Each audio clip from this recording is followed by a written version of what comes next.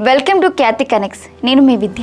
రాజకీయాల్లో ఓట్ల పంట కోసం ఉచిత పథకాలను ఎరగవేయడం, అవి కాస్త ఇప్పుడు ప్రభుత్వ ఖజానాలకు పెను భారంగా మారడంపై దేశవ్యాప్తంగా ఒక పెద్ద చర్చ నడుస్తుంది. సరిగ్గా ఇదే అంశంపై మాజీ ఉపరాష్ట్రపతి ఎం వెంకయ్య నాయుడు పాలకులకు ఒక గట్టి హెచ్చరిక జారీ చేశారు. ఉచితాల పేరుతో విచ్చలవిడిగా విచక్షణ రహితంగా పథకాలను పంచడం మానుకోవాలని స్పష్టం చేశారు. హైదరాబాద్ వేదికగా జరిగిన ఒక కార్యాలయంలో ఆయన చేసిన ప్రసంగం ఇప్పుడు ఇరు తెలుగు రాష్ట్రాలతో పాటు దేశవ్యాప్తంగా హాట్ టాపిక్ గా మారింది. ఈ సృష్టిలో ఉచితంగా ఏదీ రాదని, అన్నీ ఉచితంగా ఇచ్చుకుంటూ పోతే ప్రగతిదారులు మూసుకుపోతాయని మేధావులు ఆందోళన వ్యక్తం చేస్తున్న తరుణంలో వెంకయ్య నాయుడు దేశంలో కేవలం రెండు అంశాలను ఉచితంగా అందించాలని ప్రతిపాదించారు. అసలు ఆ రెండు ఉచితాలు ఏంటి?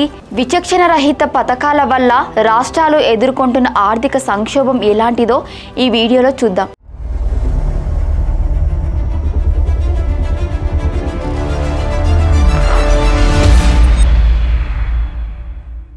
ఆర్థిక నిపుణుల విశ్లేషణ ప్రకారం ప్రస్తుతం దేశంలోని ఆసేతు హిమాచలం అంతటా అన్ని రాష్ట్రాలలో రాజకీయ పార్టీలు కేవలం ఉచితాల మీదనే ఫోకస్ పెడుతున్నాయి. ఓటర్లను ఆకట్టుకోవడానికి తక్షణ ప్రతిఫలాన్ని ఇచ్చే ఉచిత పథకాలే సులువైన మార్గంగా పాలకులకు కనిపిస్తోంది. ఎవరు ఎక్కువ పథకాలు ఇస్తే వారికే ఓట్లు వేసే ధోరణి ప్రజల్లో కూడా పెరగడంతో రాజకీయ పార్టీలు ఒకదానితో ఒకటి పోటాపోటీగా హామీలను గుప్పిస్తున్నాయి. అయితే తాత్కాలిక సంతృప్తిని ఇచ్చే ఈ ఓట్ల రాజకీయం దీర్ఘకాలంలో సమాజ వృద్ధిని ఎలా దెబ్బతీస్తుందో మేధావులు పదే పదే హెచ్చరిస్తూనే ఉన్నారు. ఉచిత పథకాల పంపిణీ వెనుక ఉన్న మరో చేదు నిజం అప్పుల భారం. పథకాల కోసం నిధులు మరో చోట నుంచి అప్పుగా తెచ్చి ఇవ్వాల్సి రావడంతో అనేక రాష్ట్రాలు అప్పుల ఊబిలో కూరుకుపోతున్నాయి. దీనివల్ల ప్రభుత్వ ఖజానాపై పెను భారం పడుతోంది. చివరకు మౌలిక వసతుల కల్పన, రోడ్ల నిర్మాణం, పరిశ్రమల స్థాపన వంటి ఇతర అభివృద్ధి కార్యక్రమాలకు సొమ్ములు లేక ప్రభుత్వాలు కింద మీద అవ్వాల్సిన పరిస్థితి ఏర్పడుతుంది. ఈ విచక్షణ రహిత పంపిణీ వల్ల రాష్ట్రాల భవిష్యత్తు మరియు ఆర్థిక ప్రగతి దారులు మూసుకుపోతున్నాయనే ఆందోళన సర్వత్రా వ్యక్తమవుతోంది. బసవతారకం క్యాన్సర్ ఆసుపత్రి 25 ఏళ్ల ఉత్సవాల సందర్భంగా వెంకయ్య నాయుడు ఈ ఉచితాల అంశంపై గట్టిగానే మాట్లాడారు.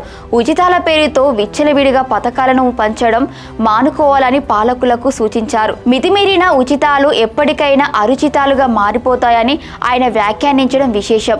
కేవలం ఓట్ల కోసం కాకుండా సమాజానికి నిజమైన ఉపయోగం ఉన్న రంగాలపైనే ప్రభుత్వాలు దృష్టి పెట్టాలని, ఉచితాల సంస్కృతికి స్వస్తి వాచకం పలకాల్సిన సమయం ఆసన్నమైందని ఆయన స్పష్టం చేశారు. అయితే అన్ని ఉచితాలను వ్యతిరేకించని వెంకయ్య నాయుడు ఈ దేశంలో రెండు అంశాలను మాత్రం ఖచ్చితంగా ఉచితంగా అందించాలని ప్రతిపాదించారు. అవే విద్య మరియు వైద్యం.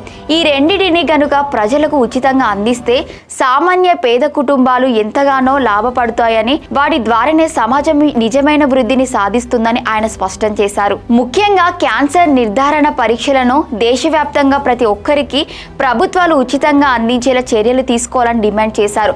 ఆంధ్రప్రదేశ్, తెలంగాణ ప్రభుత్వాలు అత్యాధునిక పరిజ్ఞానంతో వైద్య సేవలను ప్రజలకు మరింత చేరువ చేయాలని సూచించారు. వెంకయ్య నాయుడు చేసిన ఈ వ్యాఖ్యలు ఇప్పుడు పాలకుల ముందు ఒక పెద్ద ప్రశ్నను ఉంచాయి. నిజమైన అభివృద్ధి అంటే డబ్బులు పంచడమా, లేక విద్యా వైద్యం లాంటి రంగాలను బలోపేతం చేసి ప్రజల జీవన ప్రమాణాలను పెంచడమా అనేది తేల్చుకోవాల్సిన సమయం వచ్చింది. మరి ఈ ఉచితాల హెచ్చరికపై ఇరు తెలుగు రాష్ట్రాల పాలకులు ఏ రకంగా స్పందిస్తారో చూడాలి. విద్యా వైద్య రక్షణే ధ్యేయంగా ప్రభుత్వాలు తమ ప్రాధాన్యతలను మార్చుకోవాలనే ఈ ప్రతిపాదనపై మీ అభిప్రాయాన్ని కింద కామెంట్ సెక్షన్లో తప్పకుండా తెలియజేయండి.